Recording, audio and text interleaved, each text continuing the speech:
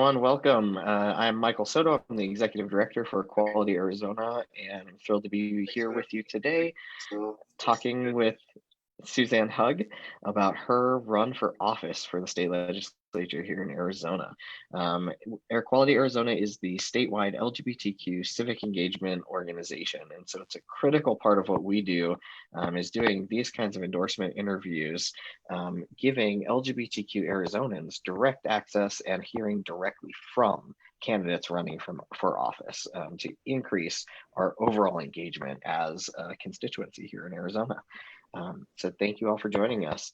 Christiana, would you like to introduce yourself?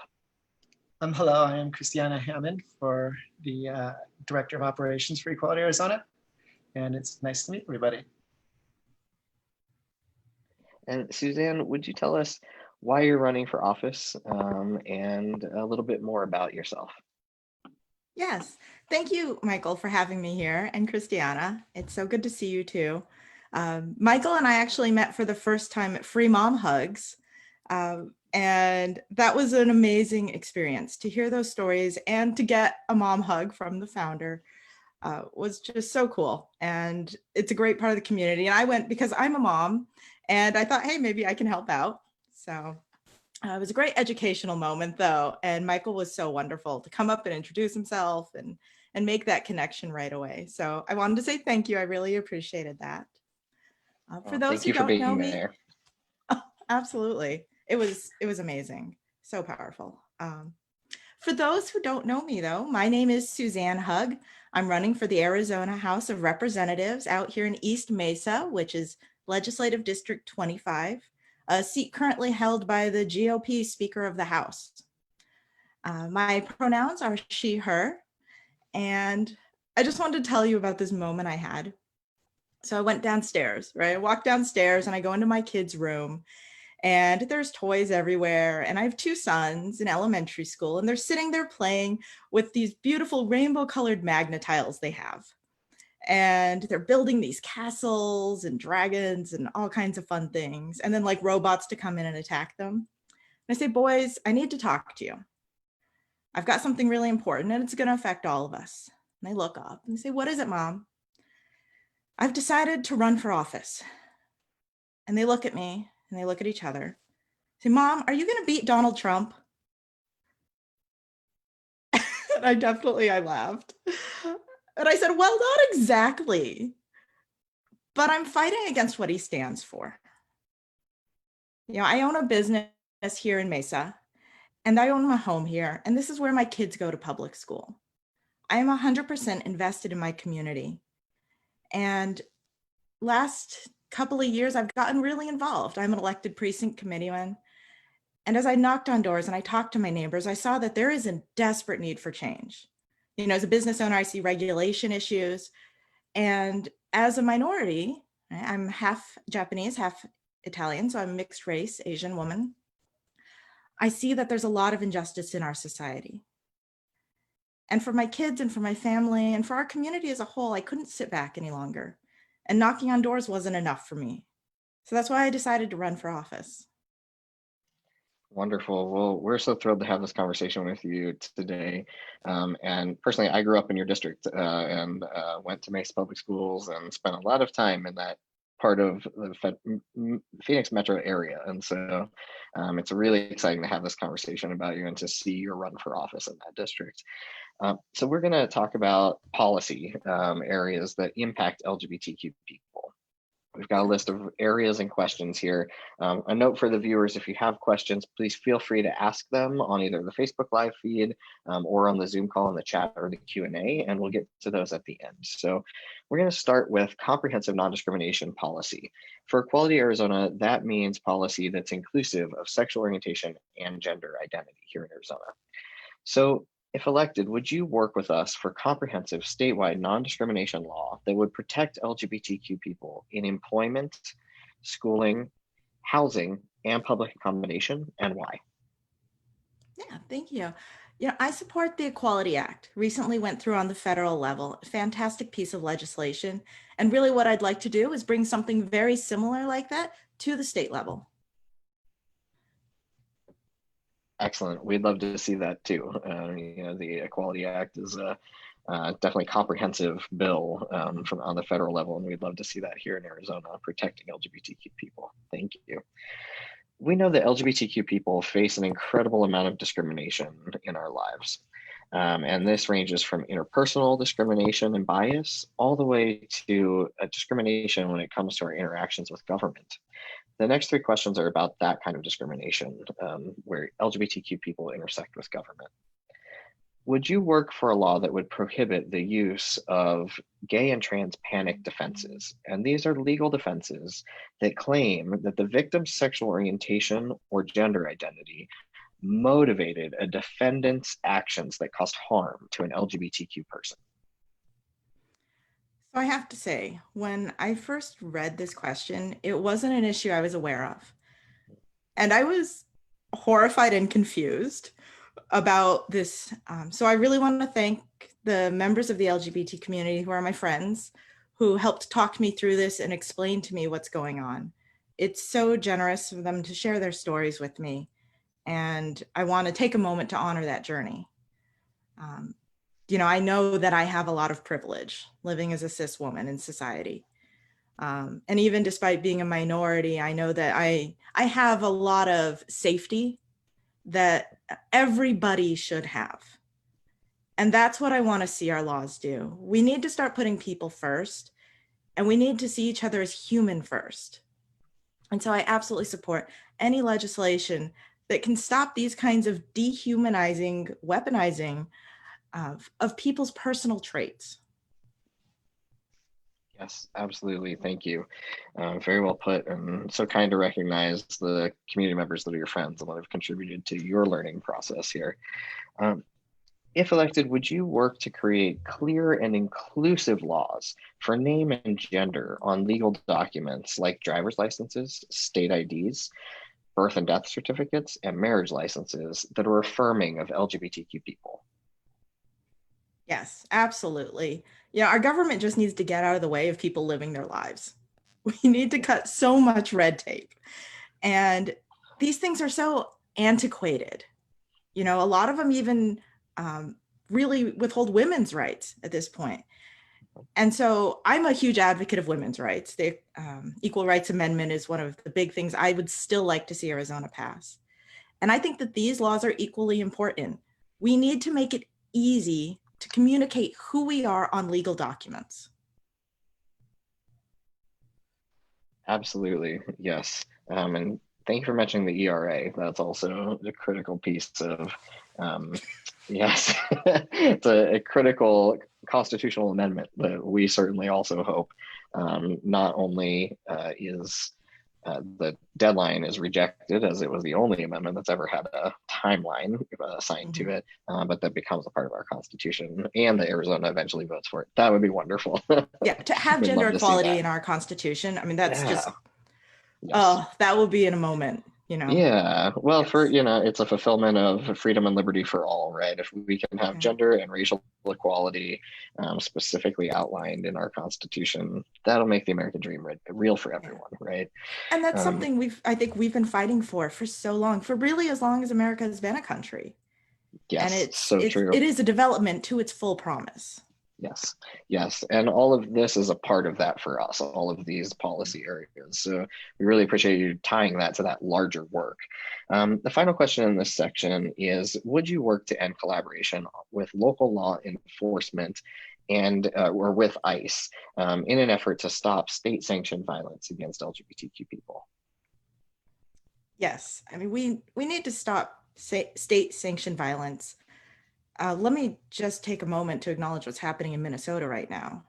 I mean, let's be very clear. My father is a law enforcement officer. He retired from there.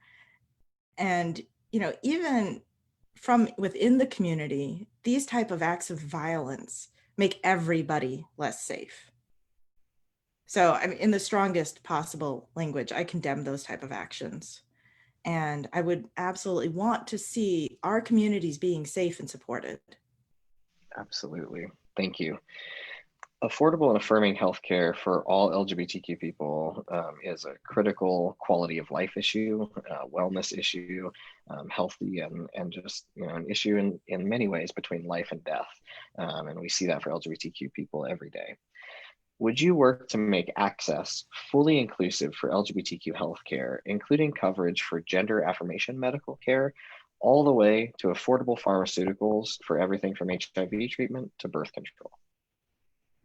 I support comprehensive healthcare. Right? Healthcare should include everything that you and your doctor deem necessary. I don't want government in your doctor's office. I don't think anybody really wants me as a legislator in their doctor's office with them. But we also shouldn't have to worry about medical bankruptcy, right? Or being sick and dying.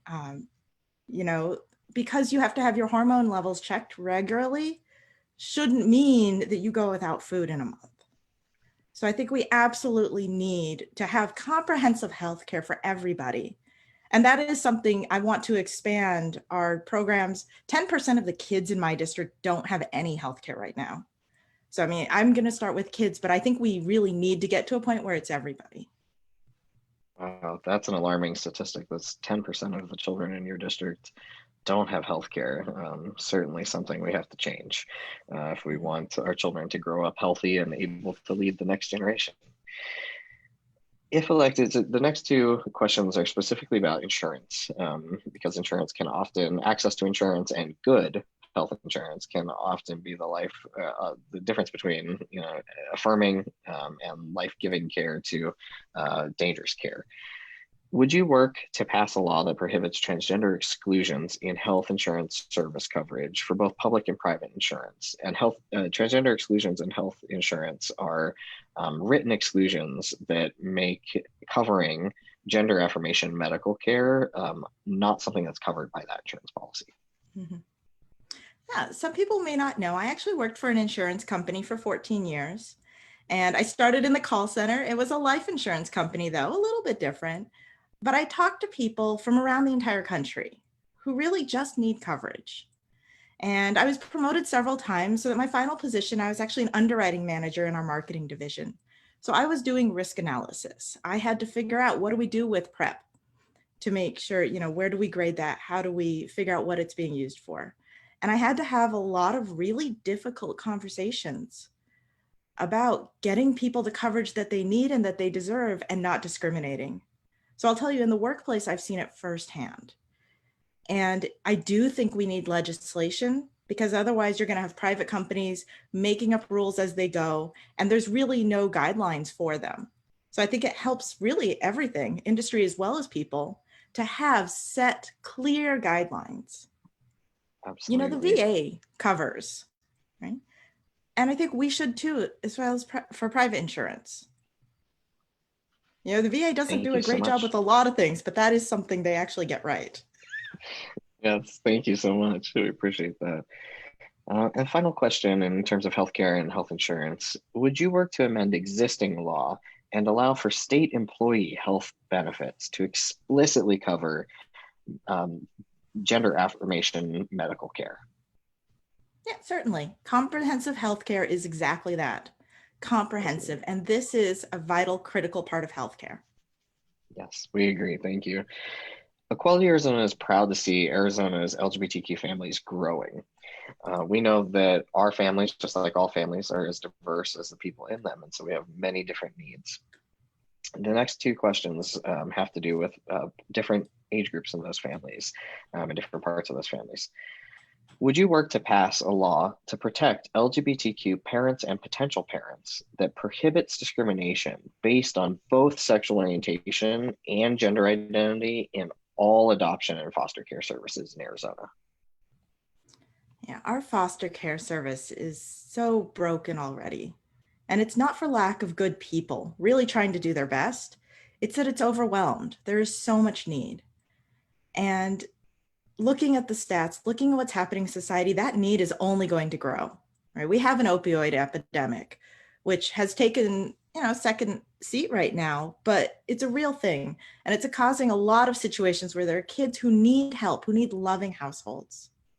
And there is absolutely no reason that there should be any impediment to an LGBTQ household being able to provide for those children. Thank you so much. Would you work to protect LGBTQ people on both ends of the age spectrum, youth and elders, by requiring social service agencies, including home care facilities, that receive state funding to provide comprehensive non-discrimination policy that includes both sexual orientation and gender identity? Yes, certainly. And I see that as part of healthcare, really is an important piece.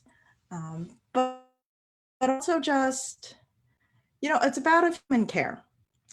You may know I'm endorsed by Humanity First or Humanity Forward, which talks about how all people have a common humanity and that we need to be caring for each other as humans first, not as ways to profit. And there's so much profit right now in the elder care sector, right? And overpricing of prescription drugs, in the cost of homes and good medical care.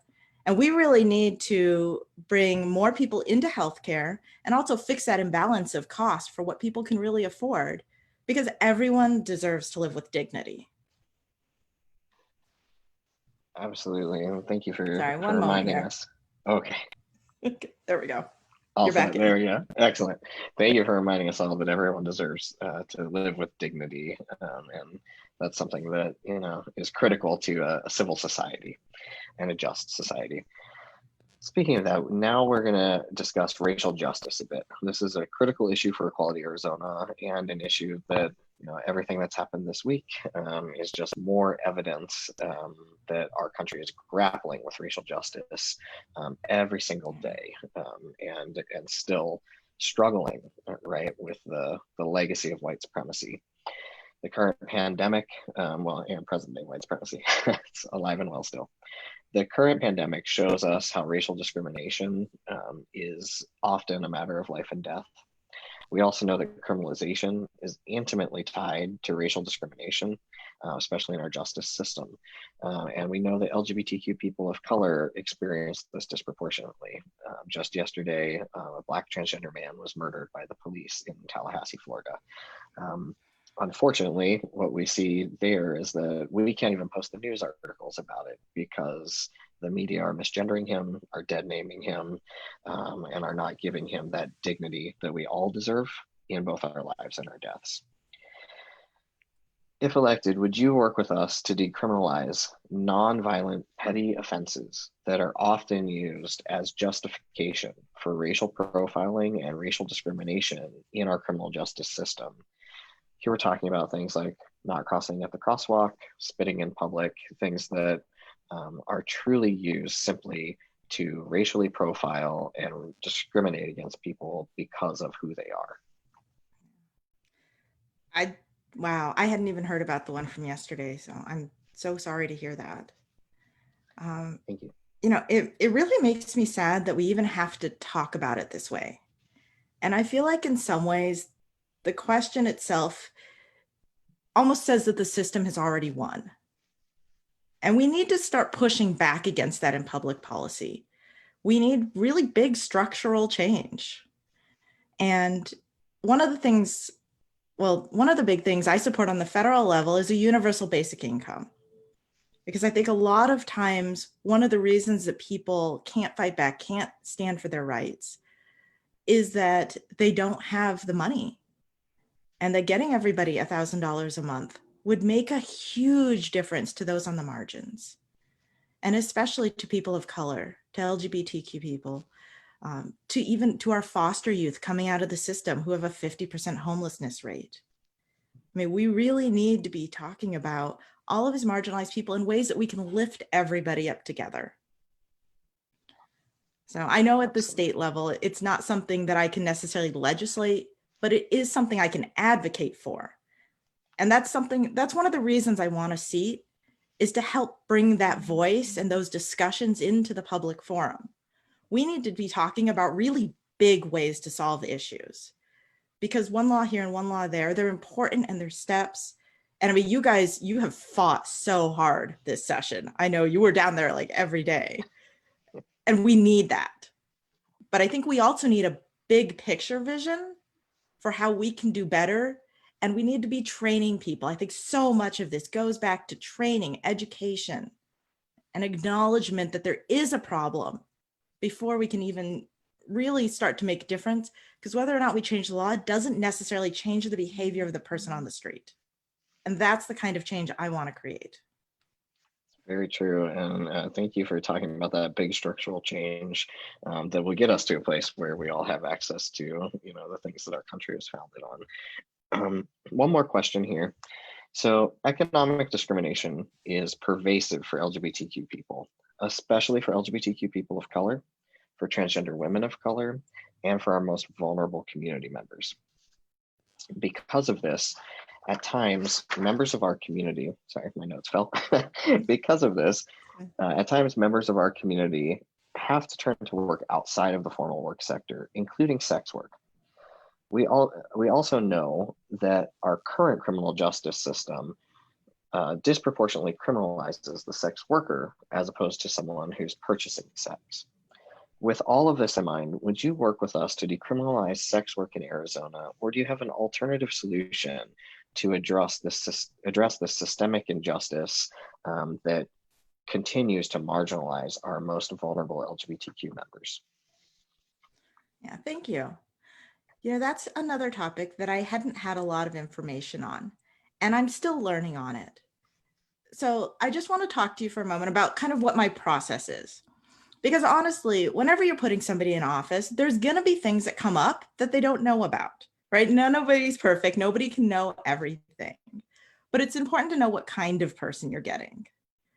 And for me, I'm very data driven. I want to look at the numbers. I want to look at the stakeholders too. Who's involved?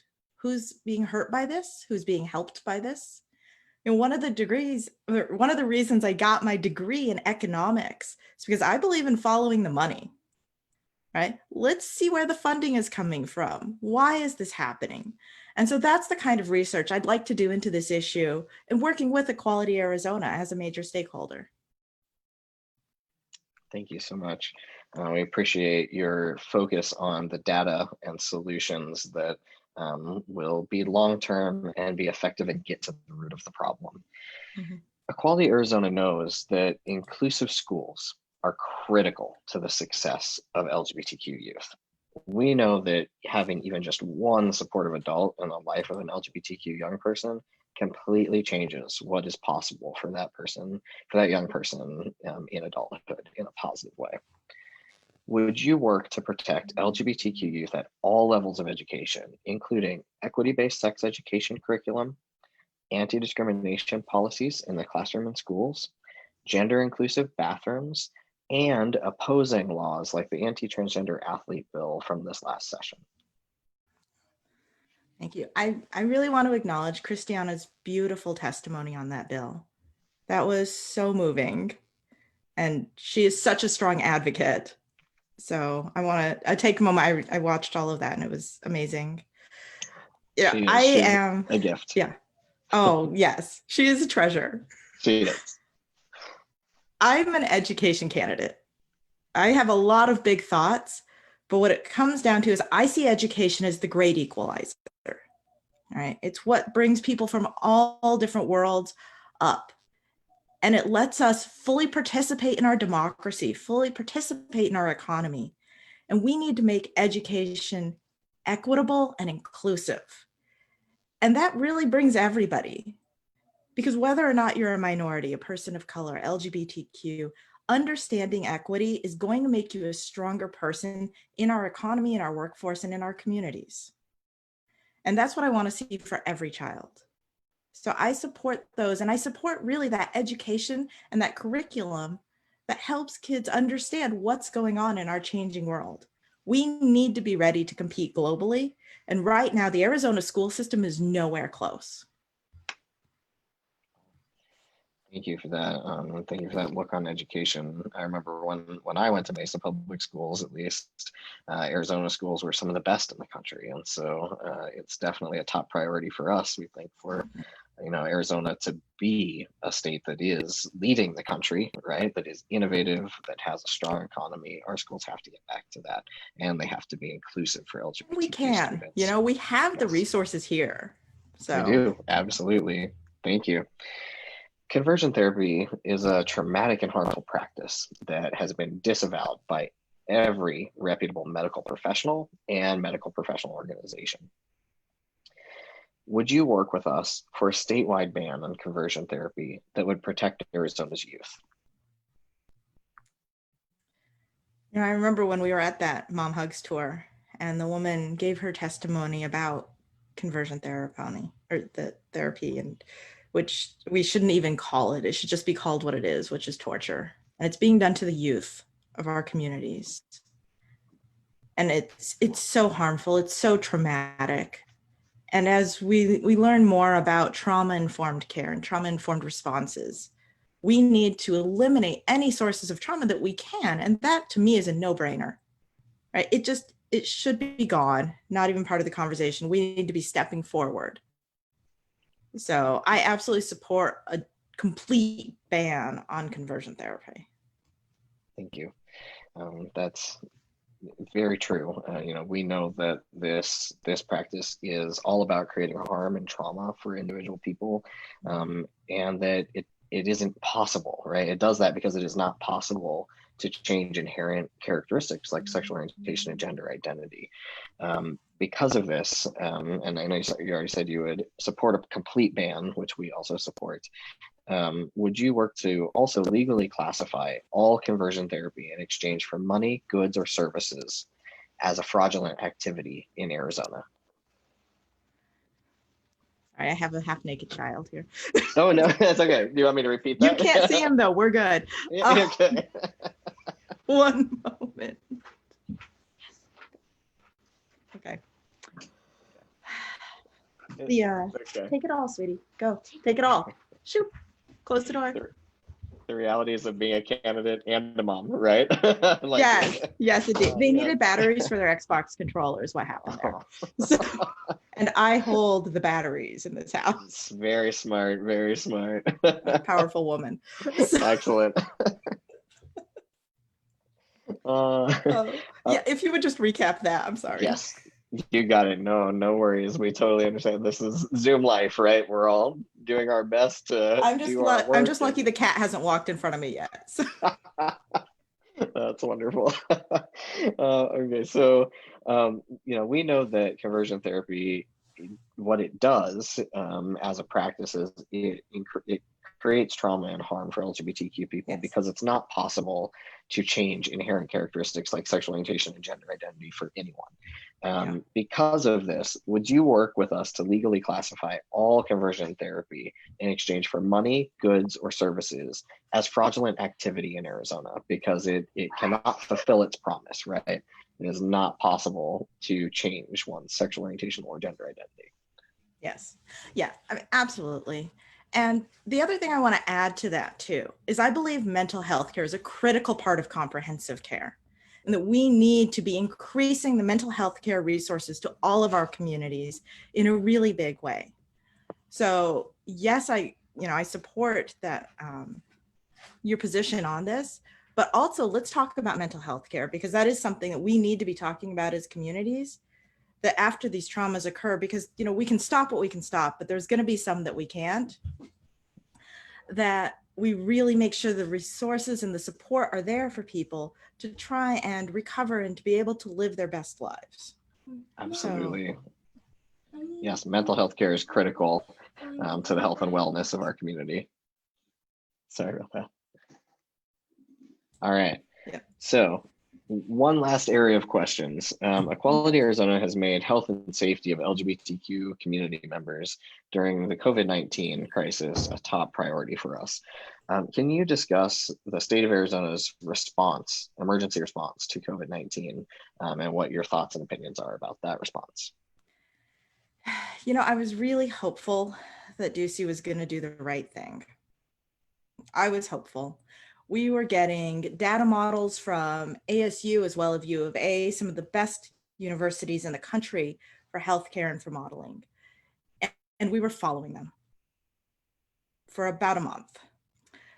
And then the resident of the White House came to town. And in my opinion, there was some kind of backroom dealing. once again, I don't know, but something happened and it devalued the lives of Arizonans. He put the people out of the picture and he put profit first. And to me, that is immoral and just incomprehensible. Because I know we've seen it. I know it's happened before. But these are going to be thousands and thousands of Arizonan lives, our neighbors, our friends. Several people I know have already passed from COVID-19. And in some ways, I wonder if that's what makes it real for people, is when they actually know somebody who's passed. I quilt in my spare time, so I've been sewing up some masks for family and friends. And I think we all need to be taking steps to do this, because right now we can't rely on the GOP-led government. Ducey, and as we saw, my opponent, the GOP speaker, he called the House into session to pass nonsense. I mean, it's really reckless right now, and it's being reckless with the lives of Arizonans. And that is the opposite of what a leader should be doing. So I think what we're seeing right now, honestly, is a complete failure in leadership at the governor's office and at the legislative level with those GOP-led groups. Whereas I've seen Mayor Kate, she did a fantastic job being clear and being decisive for Phoenix. And we need more women like that in office leading the way. Absolutely. Thank you. We're so sorry for your loss, the folks that you've lost to this virus. And we appreciate your leadership and willingness to step up and have these hard conversations and to be a leader, right? And to advocate for the health and well-being of every Arizonan. Can you tell us what impact this pandemic has had on your campaign, and how have you shifted and adjusted? Certainly. Well, it's been a challenge. We've had some good come out of it, though. I will say we can't knock on doors anymore, right? We can't canvass. And those are the basics. We can't use our main office as our hub of operations. So that's the way campaigns are traditionally run. But what we're doing is out of the box. We're inclusive, we're diverse, and we're creative, and we're flexible and adaptable. And it's not only what you need in leadership, but it's what you need to run a good campaign. I am lucky to have an amazing campaign manager and a fantastic crew. And I'm always looking for more good people who really want to make a difference in Arizona, to have their voices be heard, and to help reach out to voters who just aren't informed yet. So if you'd like to follow us and join us, there's actually a sign up at my website, hugforhouse.com. You see it right above my head all the time, right up there. But please also email us. You can just, you can email hugmesa2020@gmail.com and say, hey, I want to help. Because really that's a great way to make a difference today. Right now, work with local candidates to try and unseat this GOP majority. I mean, we are 2 seats away. This is a razor thin margin. And just like how Virginia went blue, we can do that too. But it's going to take everyday people stepping up and giving a few hours, donating 20 or 30 bucks. And that's exactly what we need to win this race. Thank you so much, Suzanne. We so appreciate you taking the time today to talk to us about the work that you will do if elected, the work that you're hoping to do as a candidate. And thank you for discussing LGBTQ equality with us. Like I said, as someone who grew up in your district in Mesa as a LDS person who is now leading an LGBTQ organization as an adult, this means a lot to me personally. We have one question from the audience that was just asked on Facebook, so I'm going to send that to you. And this is from Tanya Gerard, who asks, what would you say to the young people who will vote for the first time this year, both as youth and part of the LGBTQ community? It's a great question, Tanya. The first thing I would say is thank you. Thank you for voting. Thank you for getting registered, for being involved, and for hopefully sharing that message with your friends as well, right? I mean, I'm part of the millennial generation, and we are powerful. And for people voting for the first time, you are powerful. Your voice matters. You're important. And everything about you, you get to represent. So please, do your homework. Watch interviews like these. Equality AZ is giving an amazing opportunity to see a live endorsement interview. Usually these things are long pieces of papers or phone calls with people I've never seen. I mean, usually they're very closed processes.